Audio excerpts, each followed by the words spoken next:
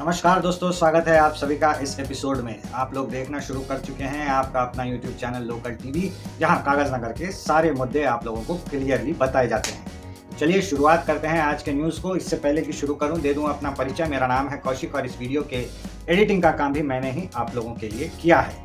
तो चलिए सबसे पहली खबर डालते हैं पहले न्यूज़ पर। तो ये है बारिश से जुड़ी हुई चेतावनी। जी हाँ दोस्तों, बारिश की एक चेतावनी जो है लगातार मौसम विभाग देता जा रहा है। वेस्टर्न डिस्टर्बेंस यानी पश्चिमी विक्षोभ के कारण जो है पूरे देश में अभी बारिश का एक मसला दिखाई दे रहा है। आज दिल्ली, सिक्किम, वेस्ट बंगाल ये सब जगह पे जो है बारिश की जो है चेतावनी दे दी गई है। खास तौर पे हमारे तेलंगाना में भी बारिश का एक चेतावनी जारी कर दिया गया है। ये चेतावनी आदिलाबाद सेक्टर के लिए और निजामाबाद सेक्टर के लिए खास तौर पे जारी हुआ है। इस निजामाबाद और आदिलाबाद सेक्टर में कौन कौन से ज़िले हैं? निजामाबाद है, कामारेड्डी है, आदिलाबाद है, हमारा कोमरम भीम जिला है, मंचिरियाल है, निर्मल है। ये सारे ज़िलों में जो है ना कड़कदार बारिश की जो है चेतावनी दी गई है। मतलब न सिर्फ अपने को बारिश से बचना है, हो सकता है कि बिजली भी गिरे। तो बिजली गिरने से भी कई लोगों की जाने जाती है। आप लोगों को पता ही है, हमारे ज़िले में ये कोई नई घटना नहीं है। आए दिन जो है कहीं ना कहीं बारिश के सीज़न में और डिस्टर्बेंसेस के टाइम पे आपने देखा होगा कि हमारे ज़िले में कहीं ना कहीं किसी की जान जो है बिजली गिरने से गई है। तो आप लोगों को सावधान रहना है। कागज नगर में आप लोग देख ही रहे होंगे कि आजकल उमस बहुत ज़्यादा हो रही है, बहुत ज़्यादा पसीना आ रहा है, अंदर अंदर गर्मी बढ़ रही है, बहुत परेशानी का सामना लोग कर रहे हैं। ऐसे में देखने वाली बात यह है कि यहाँ पे बिजली कब गिरेगी, बारिश कब गिरेगी, ये होगा भी या नहीं। क्योंकि हमने खास तौर पे ये चीज़ देखी है, अतराफ में आसिफाबाद हो या सिरपुर हो, हर जगह बारिश गिरती है। कागज नगर में बारिश नहीं गिरती, बस थोड़ा बादल आता, थोड़ा बहुत जो है बिजली चमकता है और उसके बाद में छुटपुट बरसात के बाद सब ठंडा हो जाता है। तो ये सारी चीज़ें जो है कागज नगर में देखने को मिल रही हैं। ये सभी जो है बहुत टेंशन वाली बात है। देखिए, मौसम का अचानक से बदल जाना कोई अच्छी बात नहीं है। बारिश गिरेगा तो डेफिनेटली थोड़ा सा सुकून मिलेगा वेदर में, लेकिन खेतों में जो चीज़ें लगी पड़ी है सब की सब बर्बाद हो जाएगी, याद रखिएगा। तो इन चीज़ों को ध्यान में रखते हुए गर्मी के सीज़न में बारिश का आना कोई अच्छी बात नहीं है, लेकिन आप लोग अपने आप को तैयार रखिए। सूचना जो है जारी हो चुकी है कड़कदार बारिश की। अब बढ़ते हैं दूसरी खबर की ओर। ये खबर है पेट्रोल से जुड़ी हुई। जी हाँ दोस्तों, आप लोगों ने इन पिछले कुछ घंटों में देखा होगा कि जोरदार पेट्रोल पंप में भीड़ देखने को मिल रही है। खास तौर पे जो शहर है, वारंगल है, करीमनगर है, हैदराबाद है, हर जगह पे लोग लाइन लगा करके जो है पेट्रोल डीजल भरा रहे हैं गाड़ियों में। बताया जा रहा है कि पेट्रोल खत्म हो रहा है दुनिया से। जहाँ से पेट्रोल का तेल निकलता है वहाँ पे जो है बमबारी हो गई है, तेल खत्म होने वाला है इस दुनिया में, इसलिए पहले आप तेल भरा के रख लो। लेकिन ऐसे में आप सभी को एक चीज़ मैं दिखाना चाहूँगा। आप यहाँ पे देखिए, एक एडवाइजरी जो है, यहाँ पे प्रेस नोट आपको मैं दिखाता हूँ। ये press note Telangana petroleum dealers association ने जारी की है। इसमें आपका भारत पेट्रोलियम हो या इंडियन ऑयल हो या फिर कोई भी तेल की कंपनी हो, HPCL हो, सभी ने मिलकर के जो है एक जॉइंट स्टेटमेंट दिया है। कहा है कि तेलंगाना स्टेट में पर्याप्त मात्रा में पेट्रोल है। लोग अफवाह उड़ा रहे हैं कि भैया तेल खत्म हो गया, भरा लो, कल मिलता नहीं मिलता। तो ये सारी चीज़ों को जो है आपको भी ध्यान में रखना है। अभी तक तो कागज नगर इस अफवाह का शिकार नहीं बना है, भगवान की कृपा से, लेकिन याद रखिएगा अभी भी देश में पर्याप्त पेट्रोलियम की सुविधा है। पेट्रोल और पेट्रोल से बढ़ने वाली जितनी भी चीज़ें हैं, पेट्रोलियम जितने भी प्रोडक्ट्स हैं, सब के सब हमारे देश में पर्याप्त मात्रा में मौजूद है। तेलंगाना में तो मौजूद ही हैं, कागज नगर में भी पर्याप्त पेट्रोलियम का स्टॉक मौजूद है। हमने भी पेट्रोल पंप में जाकर के जो है डीलरों से बात की। उन्होंने कहा 1200 नए टैंकर जो है अभी पेट्रोलियम डिपार्टमेंट ने उतारा है स्पेशली तेलंगाना के लिए, और यहाँ पे पेट्रोल की सप्लाई की कोई भी कमी नहीं होने दी जाएगी कागज नगर शहर के अंदर भी। तो आप जहाँ से भी ये न्यूज़ देख रहे होंगे, अगर तेलंगाना के अंदर आप मौजूद हैं तो याद रखिए पेट्रोलियम का जो है पर्याप्त स्टॉक हमारे पास में मौजूद है। एकदम से पैनिक रिफिलिंग मत कराइए, जाएंगे फुल टंकी करा लेंगे, 1500 2000 उड़ा देंगे, हाँ 400-500 की स्कूटी भरा लेंगे, नहीं, ऐसा मत कीजिए। ऐसा कुछ भी नहीं है। हमारे कागज नगर में अभी पर्याप्त तेल की मात्रा मौजूद है। कागज नगर ही नहीं, पूरे तेलंगाना में हर शहर हर गांव में पेट्रोल पंप में आपको आराम से पेट्रोल मिल जाएगा। तो ये लॉकडाउन लग रहा है, ये हो रहा, वो हो रहा, ये सब अफवाह में मत जाइए। पेट्रोल की तरह ही तीसरी खबर पे आते हैं एलपीजी पे। एलपीजी यानी हमारे गैस सिलेंडर भी खत्म हो रहे हैं, ऐसा करके जो है एक लोगों ने अफवाह फैलाई है। ऐसा बिल्कुल भी नहीं है। देश में पर्याप्त एलपीजी की जो है यहाँ पे सुविधा मौजूद है। आप लोग यहाँ पे एकदम टेंशन मत लीजिए कि पेट्रोल और डीजल के साथ साथ एलपीजी भी हमारे देश में पर्याप्त मात्रा में मौजूद है।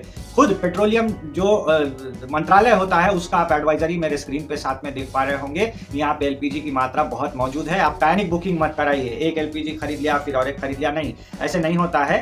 अगर आप कागज नगर शहर में रह रहे हो तो आपका एक नियम रहेगा। क्या नियम है? आपने आज सिलेंडर बुक कराई, 25 दिन के बाद फिर से सिलेंडर बुक करा पाओगे। ये याद रखिए, ये नियम है, ये रूल है, ये कानून है। आप आज बुक कराए, 25 दिन के बाद ही आप दूसरा सिलेंडर बुक करा पाओगे, ऐसा नियम है। अच्छा, आप गांव खेड़े में अगर रहते हो, इस गांव में रहते हो, नजरुल नगर, बासंती नगर, दुर्गा नगर, कहीं से भी इस गांव कौटाला सिरपुर से हमारी खबर देख रहे हो, तो आपको भी एक बात बता दूं कि 45 दिन तक आपको दूसरा सिलेंडर बुक नहीं करना है।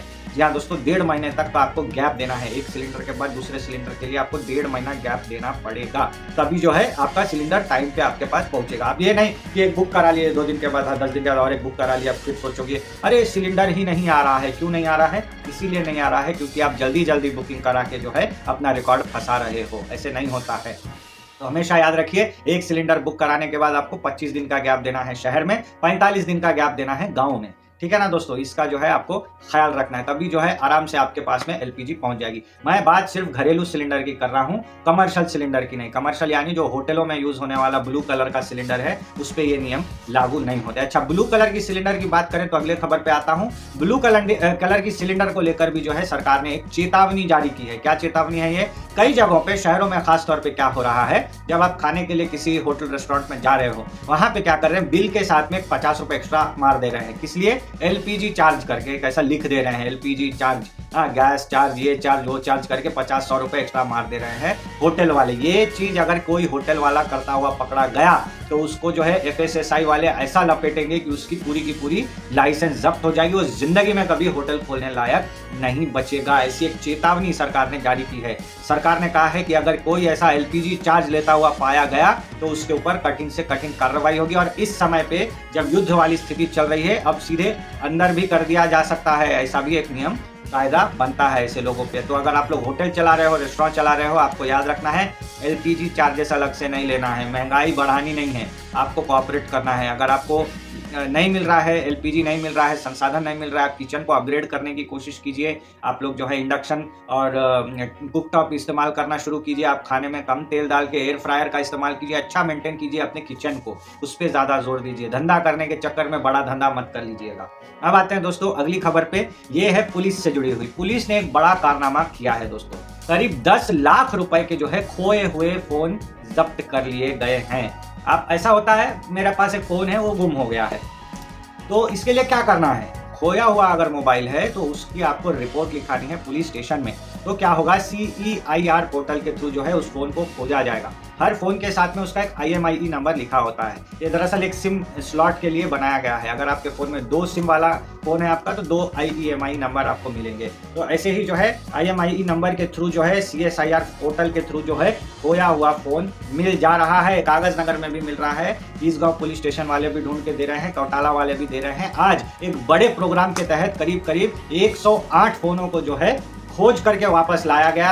इन्हें एसपी ऑफिस ले जाया गया। नीतिका पंत जी ने जो है एक बड़ा प्रदर्शन लगाया कि ये सारे फोन खो गए थे, इन्हें हमने ढूंढ करके निकाल लिया है। तो अगर आपकी फोन खो जाए तो आपको कुछ नहीं करना, सीधे पुलिस स्टेशन जाके रिपोर्ट दर्ज करना, आपका फोन डेफिनेटली मिल जाएगा। लेकिन एक चीज मैं आप लोगों को क्लियरली बताना चाहता हूं दोस्तों, जब भी आप फोन खरीदें, नेक बैंड खरीदे, ईयरपॉड खरीदे, जो भी आप इलेक्ट्रॉनिक गैजेट खरीदें, आप याद रखिए वो किसी ना किसी एक डब्बे के अंदर पैक होके आता है। उस डब्बे को फेंकिए मत। वो डब्बा बहुत काम की चीज है। वो डब्बा आपको आगे चल करके कई जगहों पे काम आ सकता है। तो ऐसे में आपने फोन खरीद लिया, डब्बे से निकाल लिया, डब्बा फेंक दिया, ऐसा मत कीजिए। आप डब्बे को संभाल करके रखिए। उसी पे जो है बार कोड बना होता है, IMEI नंबर जो है लिखा हुआ होता है, सारी जानकारी डब्बे पे लिखी होती है। तो जब भी आप पुलिस स्टेशन जाइएगा रिपोर्ट दर्ज कराने, आप डब्बा साथ में लेके जाइए फोन का। उसमें जो है सारी जानकारियां लिखी होती है। पुलिस वाले, अगर आपको नहीं पता क्या लिखना है तो पुलिस वाले देख करके लिख के आपको दे देंगे। तो हमेशा याद रखिए, कोई भी इलेक्ट्रॉनिक गैजेट खरीदिए, उसका बिल साथ में रखिए और उसका जो डब्बा है वो साथ में रखिए। दोनों चीजें आपको बहुत बहुत काम आने वाली है। अब बढ़ते हैं अगली खबर पे। ये भी पुलिस वालों की ही जो है एक खबर है। जो हमारी एसपी साहिबा है नीतिका पंत जी, उन्होंने क्या किया, कलेक्टर साहिबा के साथ में एक मीटिंग की। दरअसल ये दोनों एक साथ बैठे कॉन्फ्रेंस रूम में और ये लोग डायरेक्ट कनेक्टेड थे होम मिनिस्ट्री के साथ में। देश की जो गृह मंत्रालय है, अमित शाह जिसके मंत्री हैं, उनके साथ में जो है ये डायरेक्ट वीडियो कॉन्फ्रेंसिंग में जुड़े हुए थे। इन लोगों ने जो है एक चर्चा की है कि किस तरीके से हमारे इलाके में नक्सलवाद को खत्म कर दिया जाए। दरअसल आप लोगों को पता है या नहीं, हमारा जो कोमरम भीम जिला है ये एक नक्सलवाद ग्रस्त जिला है सेंट्रल गवर्नमेंट के रिकॉर्ड में। मतलब यहाँ पे भी नक्सलवादी लोग एक्टिव है ऐसा रिकॉर्ड में दर्ज किया गया है। तो नक्सलवादियों के लिए जो है सेंट्रल गवर्नमेंट ने स्कीम तैयार की है। इस स्कीम के तहत क्या क्या होगा, अगर कोई नक्सलवादी है वो देश से मतलब अपोजिट जा रहा है, वो सोसाइटी छोड़ करके जंगलों में रह रहा है, अलग से रह रहा है, हथियार चला रहा है, बीहड़ों में ही जंगलों में ही अपना जीवन यापन कर रहा है, तो उनको जो है गवर्नमेंट ने मौका दिया है, अगर आप नक्सली हो सरेंडर कर दो पुलिस स्टेशन में जाकर, तो आप लोगों को बहुत सारी सुविधाएं मिलने वाली है। क्या क्या सुविधाएं मिलेंगी, आपके बच्चे लोगों को स्कॉलरशिप मिलेगा पढ़ाई करने के लिए। अगर आप भी नक्सली हो, जवान हो, आप भी पढ़ना चाहते हो तो आपको भी स्कॉलरशिप मिलेगा, स्कॉलरशिप की एक सुविधा मिलेगी। दूसरा, जिन लोगों ने नक्सलवाद को छोड़ा है उनको इंदिरम्मा का घर दिया जाएगा फ्री में, मतलब जो 5 लाख का असिस्टेंस देती है गवर्नमेंट, 5 लाख का असिस्टेंस नहीं देगी, डायरेक्ट 5 लाख का घर बना करके उनको दे दिया जाएगा। ये जो है प्रमोशन एक किया गया है। तीसरा, इन लोगों के पास आप देखोगे कि जो लोग नक्सल में होते हैं ज्यादातर इनके पास जमीन जायदाद नहीं होते, तो गवर्नमेंट की तरफ से इनको जमीन का पट्टा भी दिया जाएगा ताकि आप लोग खेती बाड़ी करके जीवन यापन कर सको। घर मिल गया, स्कॉलरशिप मिल गई, जमीन का पट्टा मिल गया। इसके अलावा जो है लोन मिलेगा, अगर आप लोग कुछ व्यापार करना चाह रहे हो तो आप लोगों को लोन मिलेगा। तो ये जो है खबर है नक्सलवादियों के लिए, ऐसा पुलिस ने और एडमिनिस्ट्रेशन ने जो है पूरा सोच विचार करके एक फैसला लिया है। अच्छा, अब इस मीटिंग के बाद क्या हुआ, इस मीटिंग के बाद में हमारी कलेक्टर साहिबा को ऑर्डर आया सीधे सीधे कागज नगर में जो डबल बेडरूम का फ्लैट बनाया हुआ है चारीगांव में, चारीगांव रोड पर, उसको देखने के लिए। तो वो वहाँ गई, सारा निरीक्षण वगैरह किया, उन्होंने कमिटी बनाई, कमिटी ने जो है रिपोर्ट जारी किया कि ये डबल बेडरूम के घर ऑलमोस्ट तैयार हैं, 99% काम पूरा हो चुका है। 20-30 लाख रुपए अगर और आवंटित कर दिए गए तो ये पूरे के पूरे घर बन के तैयार हो जाएंगे। करीब 288 यानी 288 यहाँ पे जो है फ्लैट्स बना करके रेडी किए गए थे कागज नगर के उन गरीबों के लिए जिनके पास ना घर है ना जमीन है। ठीक है ना दोस्तों, तो इनको जो है ऑलरेडी अलॉटमेंट कर दिया गया था, लेकिन अभी तक इन घरों को पूरा नहीं किया गया है, जिस वजह से इनको घर की चाबियां नहीं मिली है। कई लोग हमारे पास आए थे, मिले थे, बोले थे भैया हमको डबल बेडरूम की चाबी नहीं दे रहे। हमने सीधी बात कही, आइए दिलाते, अभी जाके रहिएगा, वहाँ कोई भी नहीं है और वहाँ पे पानी की व्यवस्था नहीं है, करंट की व्यवस्था नहीं है, वहाँ पे पूरा फर्निशिंग नहीं हुआ है, जाके रहिएगा। रह पाओगे ऐसे घर में? नहीं ना।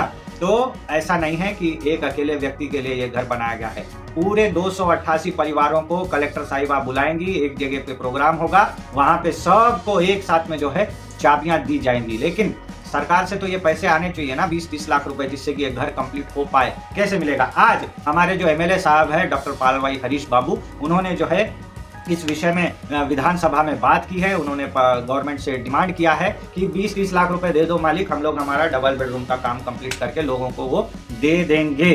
तो ऐसा है परिस्थिति। अभी सरकार देखेंगे ये पैसे देती है या नहीं, देगी किसको ये भी देखने वाली बात रहेगी, क्योंकि सरकार जो है हम लोग देख रहे हैं दोहरे रवैये से चल रही है। मांगते एमएलए साहब है, मिलता एमएलसी साहब को है, क्योंकि पार्टी का विषय है। एमएलए साहब बीजेपी के हैं, एमएलसी साहब कांग्रेस के हैं, तो पार्टी क्या करती है, अपने भरोसेमंद यानी हमारे एमएलसी साहब को पैसे दे देती है, वो अपने हिसाब से काम करवा लेते हैं। तो ऐसा है दोस्तों, देखते हैं जानकारी कब तक आगे बढ़ेगी और पॉलिटिक्स कब तक आगे चलेगा, कब तक कागज नगर के लोगों को उनकी हक की चीजें मिलेंगी ना मिलेंगी, देखते रहेंगे और मिलेंगे अगले एपिसोड में। तब तक अपना ध्यान जरूर रखिएगा, इस वीडियो को ज्यादा से ज्यादा शेयर करके कागज नगर के लोगों तक इन सारी इंफॉर्मेशंस को पहुंचाइए। वीडियो को पूरा जरूर देखिएगा, क्योंकि आपको 1 by 1 पॉइंट टू पॉइंट सारी जानकारी हम लोग इस वीडियो के थ्रू देते हैं। हम लोग देख रहे हैं कि 200-250 लोग ही हमारा वीडियो देख पा रहे हैं, उससे आगे ज्यादा ये वीडियो जा नहीं रही है। तो हमारी मदद कीजिए, शेयर कीजिए, लोगों तक पहुंचाइए इस वीडियो को। कागज नगर के जितने भी लोग हैं, कागज नगर में रहते हैं, बाहर रहते हैं, हाँ आपके रिलेटिव्स हैं, दोस्त हैं, सभी को आप ये वीडियो शेयर करके भेजिए, ताकि हमारी जो न्यूज़ है, हमारी जो बातें हैं वो सभी तक